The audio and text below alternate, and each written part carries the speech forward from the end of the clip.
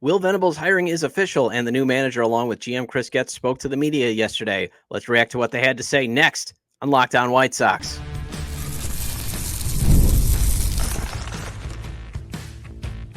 You are Locked On White Sox, your daily Chicago White Sox podcast. Part of the Locked On Podcast Network, your team every day. Hello, I'm your host, Todd Welter, a lifelong Sox fan and the site expert of SouthsideShowdown.com, part of the Fansided Network, and also I've covered Major League Baseball for outlets such as the Associated Press. And thanks for making Locked On White Sox your first listen every day, part of the Locked On Podcast Network, your team every day. Make sure to hit the like button on today's episode. Subscribe to the YouTube channel at Locked On White Sox if you've not done so already, and also follow or subscribe to the show at wherever you get your podcasts. Well, I want to address what new manager Will Venable and GM Chris Getz had to say yesterday about Will's hiring and the process the team had to land on him being the man for the job. And then I wanted to get a Texas Rangers perspective on Venable. So Locked On Rangers host Brice Paternik will give you that in the second segment. And finally, Yankees fans think they have it bad losing the World Series in 5 games. Try being a White Sox fan. Well, you can start the season with a big return on FanDuel. New customers can place a $5 bet, and you'll get started with $150 in bonus bets if you win your first $5 bet. Visit FanDuel.com to get started. So the most impressive part of the 32-minute Zoom press conference was Will Venable and Chris Getz didn't try to win it. There was no, we're going to kick your bleep every day at 7:10. There wasn't that type of statement. There was no word salad. There were no empty calories. It was just concise. It was just thought out responses, really, and concise. Did I mention concise? I actually thought Getz had his best presser ever.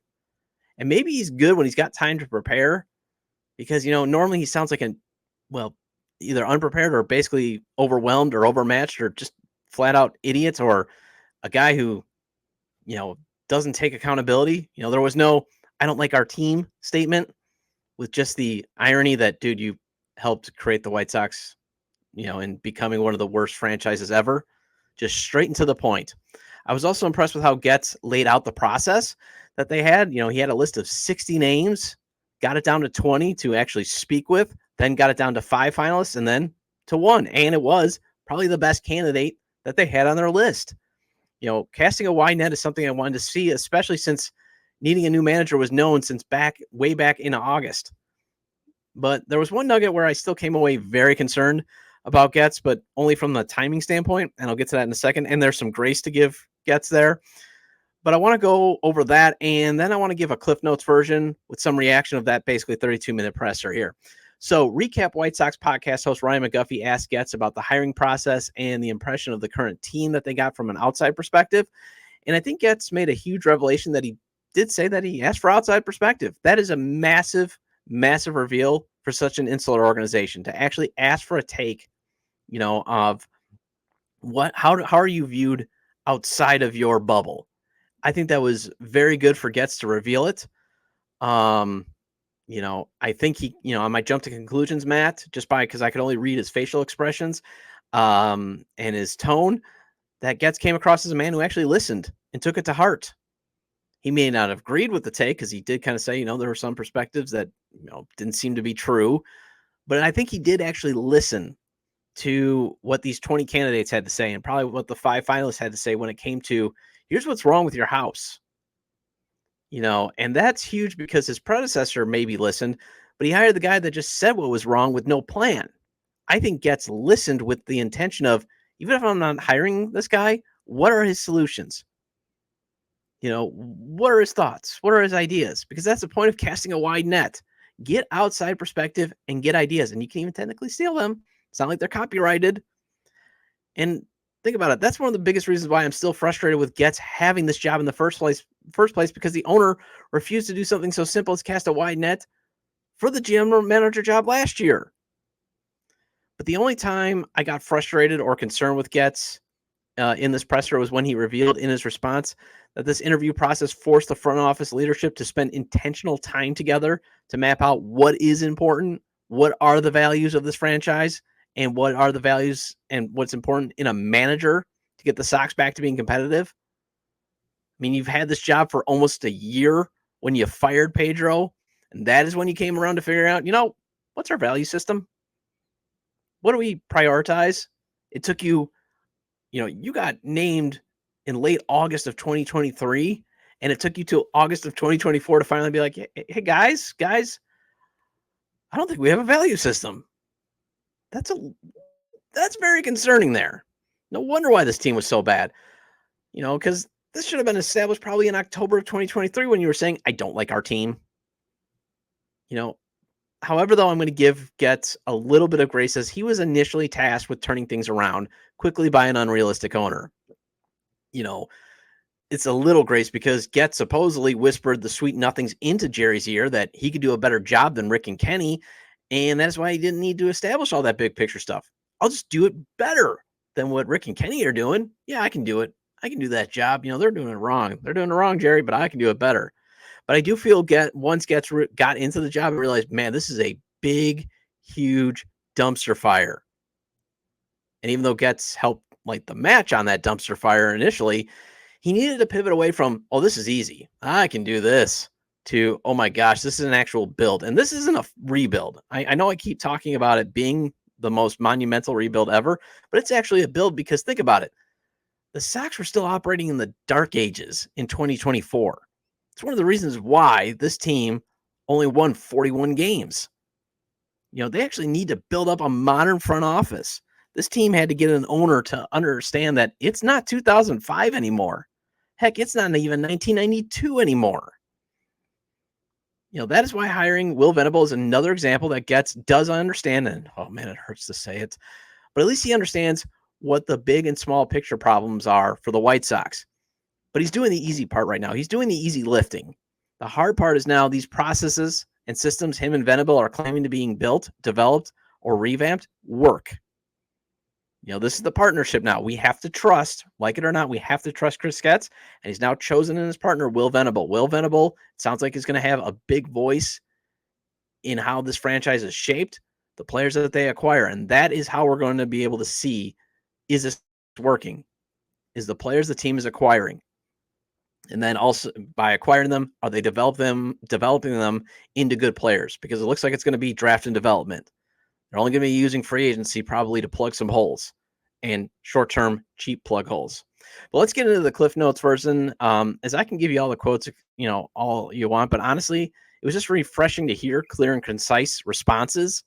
And there was nothing earth-shattering. So it's not like I'm going to be like, hey, quote, Chris Getz said this, because it was just, we're not here to win the press conference moment.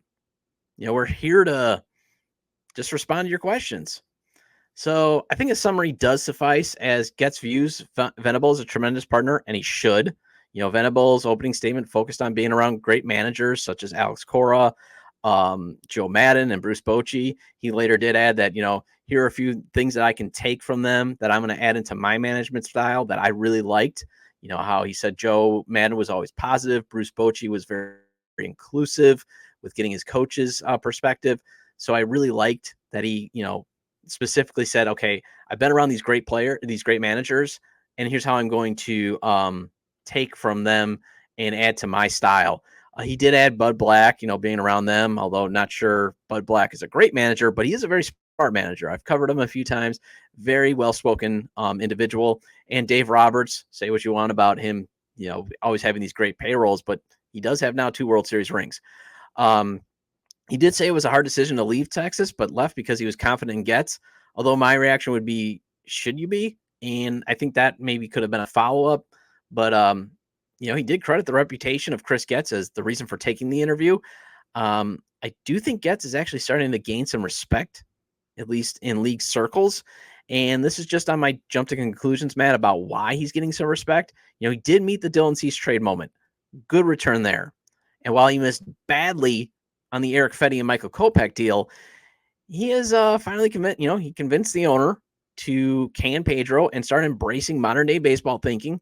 So I think that's, starting to get guys to, his peers to start realizing, hey, this guy at least understands what's wrong with the franchise and that things need to be done modernly to get this franchise pointed in the right direction. Again, I liked how Venable simply answered, how do you balance winning games and developing players? And it's simple, build a culture and an environment. And I've seen that work in my days covering Major League Baseball. Turns out Getz did not need to sell Venable on taking the job.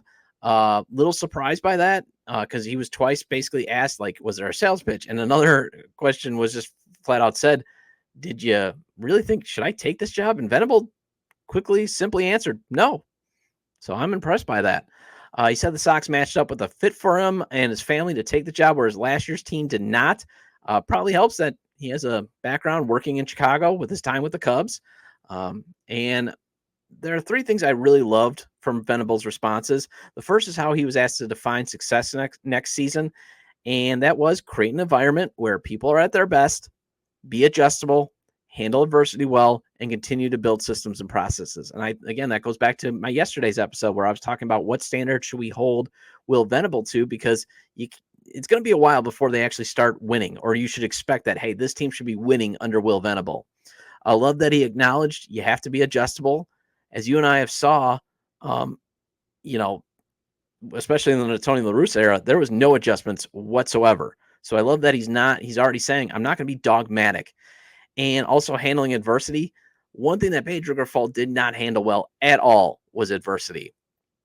He was also good at answering how do you build that environment, and echoed what former big league players have said. I know I've heard Ozzie Guillen say this. Brian Anderson has said that on the recap podcast. Set clear expectations, hold them to it, create a winning mentality. Boom. And he didn't have to say, and then we're going to kick your butt at 7-10. It was just boom, boom, boom. The third party answered well on how former big league experience works as a manager, and that is empathy. He could speak from personal experience and what it's like to struggle and focus on that, but then you have to continue to compete. That's kind of the Cliff Notes version. But what I really liked is he seems to be a clear communicator. No BS, no flush it, very concise, very anti-Pedro or even anti-Tony. And that was about the only reveal of the value system that Getz had, and I think it should be at the top of his list after years of poor communicating managers. Speaking of past managers, Getz said it will be up to Venable on if former interim manager Grady Sizemore returns in whatever capacity, although he did say Venable respects Sizemore. Venable said, in terms of naming a staff, it's still very early in the process, but I do think it would be a mistake to not have Sizemore on his staff. Because, again, the players love him, even though the bulk of the players should not be back, but they love him. And also you want more empathetic ears, like Grady Sizemore, more guys that have actually played at the big league level. And especially that I loved about Sizemore, one of the few things I did really love about Grady Sizemore was he preached learning from losing. Don't flush it, learn from it. All right, well, let's get a Texas Rangers perspective on Will Venable as I spoke with Locked On Rangers host Brice Paternik about Venable, and that conversation takes place after the break on Locked On White Sox. Get ready to tackle the NFL action with FanDuel, America's #1 sports book, because right now new customers can bet $5, get $150 in bonus bets if you win. The FanDuel Sportsbook app gives you everything you need to place live bets on the NFL all in one place. So when you get a hunch in the middle of the game, you can check out the latest stats, view live play-by-play, and so much more on the same page where you place your bets. Just visit FanDuel.com to join today. You'll get started with $150 in bonus bets if you win your first $5 bet. And as I always tell anyone who asks me about FanDuel, the traditional spreads, over-unders, and money lines are great to play. But FanDuel's futures, parlays, and props gives you a chance to win big or at least double your money. Ties are not fun, but if the Bears and Cardinals finish the first quarter tied and you put $10 on, say, the last time I checked, it was plus 850 of that happening, you can win $85. That's FanDuel.com. Never waste a hunch and make every moment more with FanDuel, an official sportsbook partner of the NFL.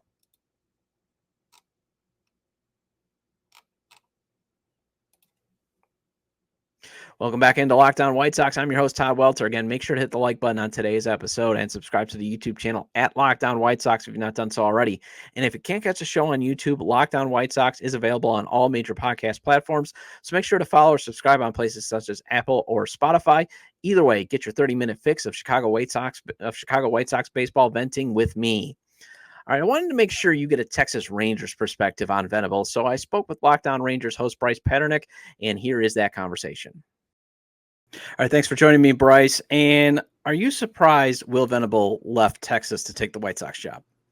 Yeah, it really shocked me. I mean, I knew eventually he was, basically the manager in waiting in Texas. Bochy came out of retirement before 2023, signed a 3-year deal. So 2025, this next year, that's the end of Bochy's contract. And the thought was he'd test the waters. It had been 3-4 years that he had been on the sidelines since he left San Francisco, and so the thought was always Venable was probably going to be the next guy. I mean, Venable even came in before Bochy, and so he was kind of sitting there waiting as that next choice.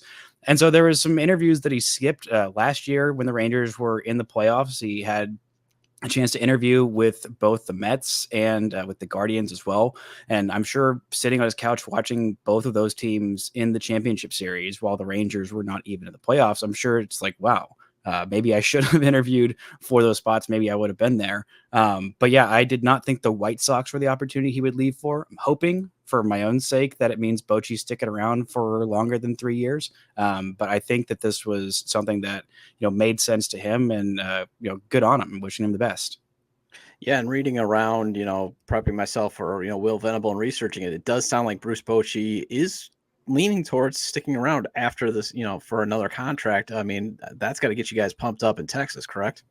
Yeah, I think so. My little worry is that if the Rangers are going to have, a little bit of a dud of an offseason, I think they need to do a lot of or quite a few dramatic changes to get back to being a contending team. I think hopefully just having a full season of healthy Jacob deGrom, hopefully with the young arms coming along that, guys like Cody Bradford, guys like Kumar Rocker can help fortify this pitching staff that hasn't been, anywhere near elite for years, was fine last year, but I think could have a chance to go and be a dominant pitching staff next year. And you need a lot of the bats to rebound. Marcus Semien had a down year. Dolis Garcia had a down year. And if Bruce Bochy is going to be a free agent at the end of next year, I'm hoping that they just sign him to an extension during the season or maybe even this winter. But there's a chance that Bochy could go elsewhere. I think he really likes it in Texas. I think he really likes working with Chris Young.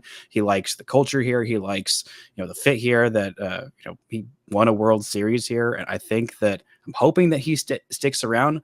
But now that Buster Posey is running things in San Francisco, I can't help but think, oh boy, is he going to be able to be convinced to go back to San Francisco? I don't know if that's the case. I haven't heard any rumblings of that, but just in the back of my mind. But for now, I'm just going to be happy and take this as a good omen that Bochy's sticking around. Yeah, and it sounds like too, like one of the last things he wants to cross off his list is at least back-to-back playoff appearances. So not only does he stick around for next year, but maybe he's going to stick around for 2026. At least that was one of the things that I heard in my rumblings. That's why I wanted to get you on here, because I wanted a Texas Rangers perspective. So how do you think Will Venable will play out as a manager for the Chicago White Sox?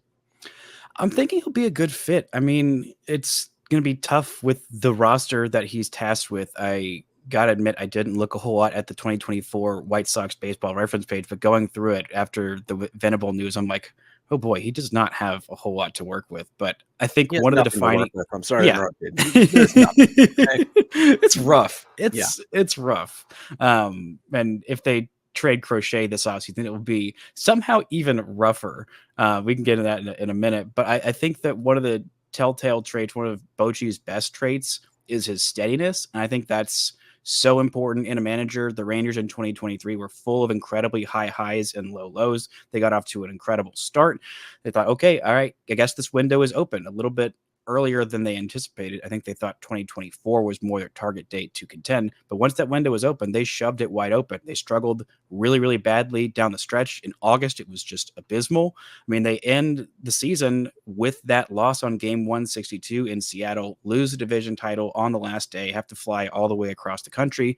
And Bochy was never too high, never too low. And I think that Venable kind of saw that, saw what it's like of Bruce Bochy and his personality of being very steady. And I don't know Will Venable well, but I think just working that closely with Bochy, seeing some of the things that, one of the greatest, if not, I'd say the greatest manager in baseball history, how he runs a team, I think that that's definitely going to, do good things for him and his career as manager. I always thought he was going to be a manager at some point in his career. I thought it might end up being in Texas, but I think that it should be, a good steadying force. And, unlike the previous manager with the White Sox, I think he knows what the situation is going into it. And I think that he is going to be realistic about it. And I think that he will have, a good mindset of like, all right, players, like I know we're not going to go out there and kick everybody's butt. But we're going to get a little bit better each day, a little bit better, a little bit better. And I think that is kind of what I would want in a rebuilding manager and a guy who you would hope to be around for years to come. Why was Venable kind of perceived as the heir apparent to Bruce Bochy? Because, for example, like when I think of a bench coach, I usually think like I can only go on tap into the White Sox. They've had Ricky Renteria, for example, replaced Ron Ventura. Part of it was prior managing experience. They had Charlie Montoya with Pedro Grafal. It's usually that veteran guy, that crusty guy. Here in Texas, you guys had a young and up and coming bench coach. So why was he always associate coach too? Why was he viewed as this basically heir apparent?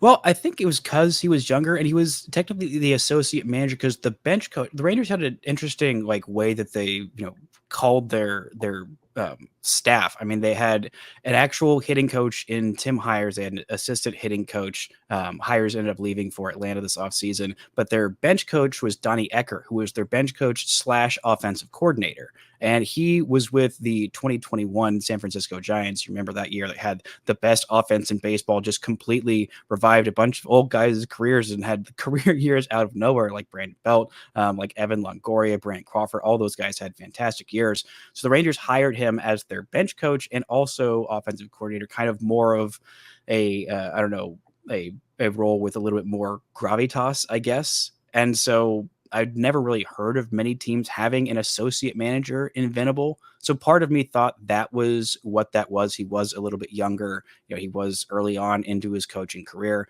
not as established as a guy like Donnie Ecker. I mean, Ecker was in the initial rounds of interviews for the White Sox job. And so I think it was just the youth. It was never anything that the Rangers said specifically, but it was just kind of like an understanding of like everybody around the Rangers thinking, okay, this probably, like, you see a guy come out of retirement. I mean, Bochy's going to be 70 this year. He's not going to be around for another decade. And, Venable will probably still be in the game of baseball in a decade and not retired, I'm thinking. But so that's kind of what my thought was with him. Well, and now Donnie Ecker might be able to move into that role, because he had impressive credentials when I was looking at his body of work when the White Sox were interviewing him. Very interesting candidate. And I would also love to see the Sox build their coaching staff sort of like what the Rangers have. Let's get outside of the box thinking. Why not have an offensive coordinator, but then also have a hitting coach who maybe gets the guys prepared? Like I'm really intrigued by kind of what they had in Texas. Hopefully that coming to the Chicago White Sox. So you and I were talking off the air before, but it sounds like the Rangers aren't going to be spending a ton of money in free agency. Are they exploring the trade market? And if so, can you make me an offer for Garrett Crochet? I can't, and I think it's interesting because the Rangers staff next year, they've got like maybe 6-7 guys you feel decently confident about being starters next year. I mean, but 3 of the 5 starters are going to be coming off of Tommy John surgery. I mean, basically your top 3 starters. It's going to be, obviously Jake DeGrom and young prospect Kamar Rocker, and also Tyler Mahle, who they signed last offseason, only had 3 starts this year. So you're not really sure on the health and durability of those guys. For Crochet, I mean, it's going to be his second year starting. I think the guys that are off the table for the Rangers in any trade, Sebastian Walcott, I mean, Alejandro Rosario is a guy who rose up through the system this year. I think he's off the table. I think Leiter too. Maybe Malcolm Moore, who was the Rangers' first round pick this past year, a bat first catcher. Not quite sure if he is actually going to end up being a catcher, but the bat is solid. Winston Santos is a pitcher in Double-A who had a fantastic season. I'm very convinced that he could be a mid-rotation starter in the big leagues.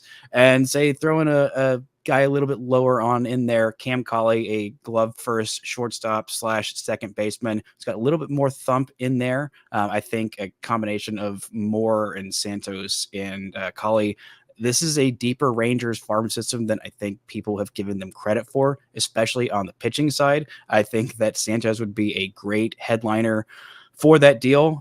Moore maybe would be a little bit much for a guy with just 2 years of control, but I think the Rangers will be at least kicking the tires on that, because if you're going to be limited with how much you can spend, going and getting a guy who was a dominant starter this year, who is making arbitration money and not even, big arbitration money, I think that could be a way the Rangers go about it.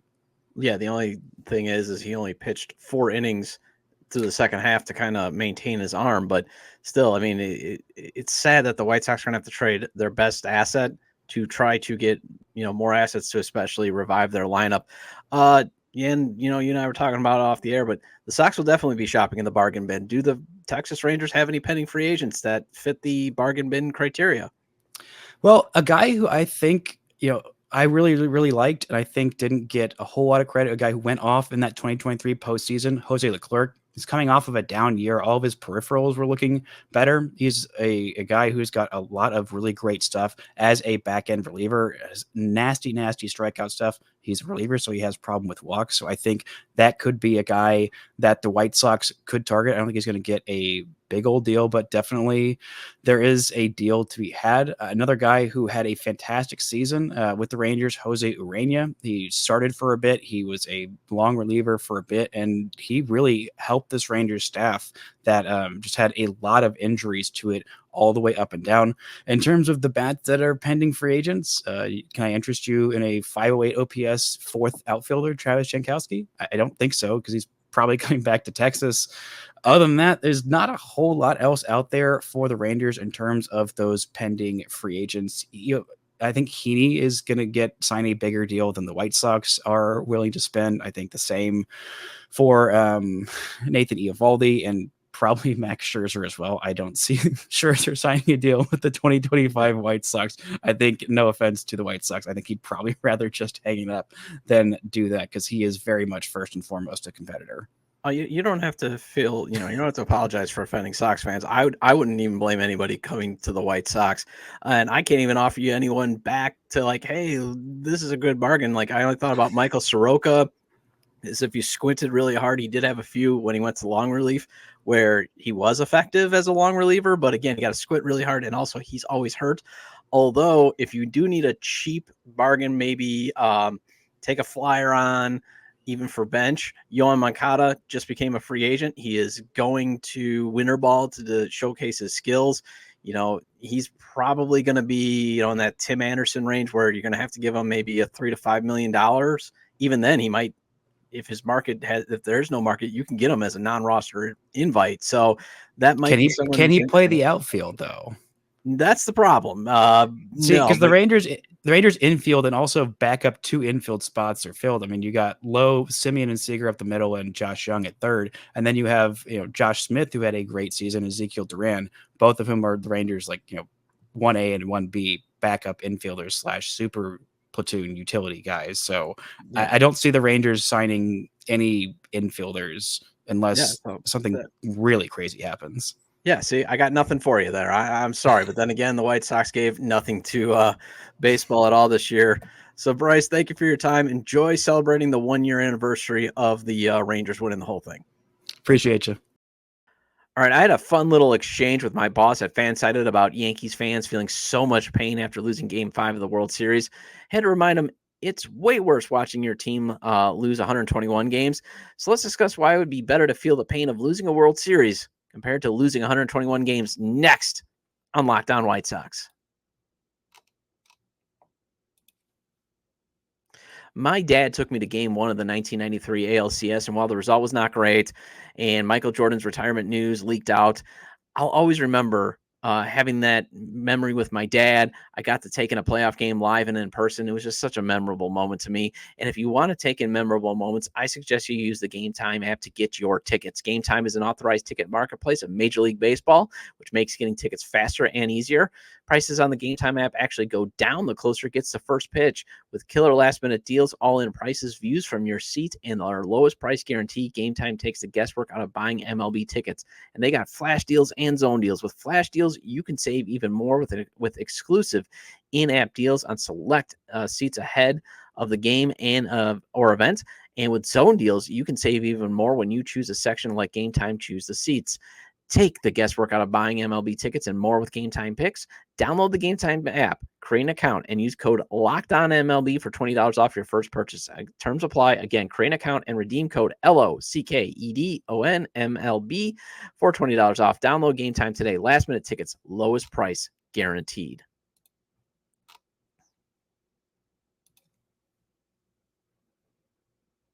Welcome back into Locked On White Sox. I'm your host, Todd Welter. Again, shout out to all my everydayers. I appreciate your loyalty. We're getting close to the 2,000 subscribers on the YouTube channel, so it's amazing. And again, if you can't view us on YouTube, can't view me on YouTube, you can always take me via audio. So make sure you subscribe wherever you get your podcasts. And also, please subscribe to the YouTube channel if you haven't done so. Tell your fellow Sox fans, friends, or baseball fans, friends to subscribe to the YouTube channel as well. Let's grow a great community where we talk White Sox baseball. You can also feel free to email me at lockdown, or you can email me lockdownwhitesox@gmail.com. I do respond. I'd love to talk baseball with you, even via email, as long as it doesn't get creepy between the two of us. I'd love to talk baseball with you. All right, so my boss at Fansided, Adam Weinrib, a diehard Yankees fan, tweeted that he's never seen the Boston Red Sox lose a World Series. And I reply back that, well, hey, you'll always have 2003, and he didn't have to see his favorite team lose a historic 121 games. And he responded that he would rather lose 121 games, see his team lose, break the New York Mets, the 62 Mets record, than experience what happened in Game 5. And I told him, you don't want that smoke. And even his boss, a Tigers fan, who experienced 119 losses in 2003, even chimed in and said, yeah, you don't want this. You don't want that evil on you. And yes, Adam finally did agree. But I've seen on social media about how Yankees fans are just like, oh my God, this is the worst. And yeah, it sucks to lose a World Series, especially in Game 5 when you're up 5-0, about to send this back to LA, and your defense just completely collapse. I get it. But again, it could be worse. But the thing is, it got me thinking, man, it'd be actually nice to root for a team where losing a World Series is the most gut-wrenching thing that could ever happen. And even more gut-wrenching is seeing your other successful rival win more World Series than you have lately, than your team has. I mean, think about it. The Red Sox have won, I believe, 4 World Series to the Yankees 1 since 2003? That's got to be crushing.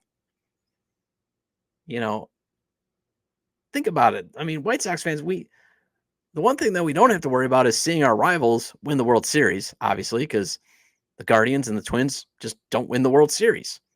I don't think, they do enough to be successful, but they don't spend enough to actually put themselves over the top. And then the randomness of October has completely bitten them. But I mean, think about it. A rain delay ruined their chance to end their streak. And instead the baseball gods shined upon the Cubs instead. But I'll say this, though. Yankees fans couldn't survive a day in our White Sox fans' shoes. They just couldn't. And this isn't me talking trash. You just got to remember, being a White Sox fan gives you penance every day. I'm convinced of that. It's one of the ways that you can get to salvation. Because, first of all, you should question your sanity every day for being a fan of this team. I do. But there's these loyal ties that you have. For example, a lot of us have these loyal ties to the team. And we go, well, should I still be a fan? And for me, it is. It's like, but the Sox used to be my safe place. And it could be once again, you kind of have that loyalty, or it's like, you know what? I've committed to them. I don't want to make any new friends, that type of attitude. But still, going through this heartache, going through the pain of 121 losses, or the frustration, or even the apathy, that's going to help you grow some character. Whereas losing in the World Series, does that really grow character? Does it? Does it really? But it would be nice to complain about it, because that's what the Yankees fans complain about. They get to whine about losing the World Series, or not winning a playoff series, or even not making the playoffs, even though they had a winning record. And don't at me, Yankees fans, although I'm sure you will, because some of you, like to, for example, grab at, outfielders' wrists to try to rip a ball out of their hands. Those guys were completely the worst type of fan. Oh, we're defending our team. No, you're a moron and you deserve to be banned for life. But don't at me, because I'm actually coming from a little bit of admiration here, because you've had greatness to watch every day. And when it falls short of complete greatness, it's the end of the world. I would love to have even 75% of that. After enduring the pain of watching my team go down as the worst team ever contextually. Not making the playoffs despite a winning record used to be everyday life as a Sox fan. And it's actually gotten even worse from there. And you were hardened by an owner that just wants to be, we were hardened by an owner that just wants to be competitive enough to make sure a ticket was valuable in September. And he's even doing a terrible job at that. The Yankees owner just got tired of paying the luxury tax, but still did enough to authorize to try being competitive at least. Our owner's like, you know what? Let's just make sure that ticket in September has some value. Obviously, this generation of Steinbrenner is not like the previous one, but it's still a way better ownership group than the one the Sox have. And in the can it be worse view, appreciate that, Yankees fans. Appreciate it, because it can be way, way, way, way, way, way worse. And I'm not here to lecture Yankees fans here. I'm here to tell it could be worse. And I'd actually trade places with you. I would. Although it'd mean I'd have to root for the Yankees. I don't know if I can do that. But yeah, it would suck to lose the World Series. And I do hope the Sox win a few more in my lifetime, as I don't want to see another 88-year drought. Although I don't know if I'd be alive for the full 88 years. But still, you just don't want to see a drought like the White Sox had. But just having a couple consolation of winning a couple of playoff series on the way to the World Series at least would eventually ease the pain. You could at least say, hey, we made it to the World Series. I remember my dad talking about 1959. At least they made it. I also come back to, this is what the standards look like. When losing the World Series is the most painful thing ever, this is what a successful franchise misery is about. Losing the World Series is considered misery. That's what successful franchises establish. The standard is winning the whole thing. And then it means, you got to win a division or a wild card spot and then winning the playoffs, but just not happy to be there to make the playoffs. Winning in the playoffs and winning the whole darn thing is the establishment. And White Sox fans have been pleading for that ever since 2006, and it has never happened. That's why after watching loss after loss 121 times, Sox fans have turned sell the team chants into the new booing. Well, that wraps up this edition of Locked On White Sox. Thank you for making Locked On White Sox your first listen today. For your second listen, find Locked On MLB. Baseball guru Sully brings you a daily blend of humor and baseball, keeping you updated on every aspect of the offseason. Find Locked On MLB on YouTube or wherever you listen to your podcast. And I'll be back on Monday to discuss who is the bigger disappointment, Yohan Moncada or Eloy Jimenez. Feel free to leave comments about today's discussion regarding Will Venable and Chris Getz's presser, my talk with Locked On Rangers host Brice Paternik, and Yankees fans thinking they have it so bad. You can leave them at the episode page on YouTube, X, formerly Twitter, at ToddJW or at Locked On Sox, or email me at LockedOnWhiteSox@gmail.com. Have a great day. Have a good weekend. I'll talk to you on Monday.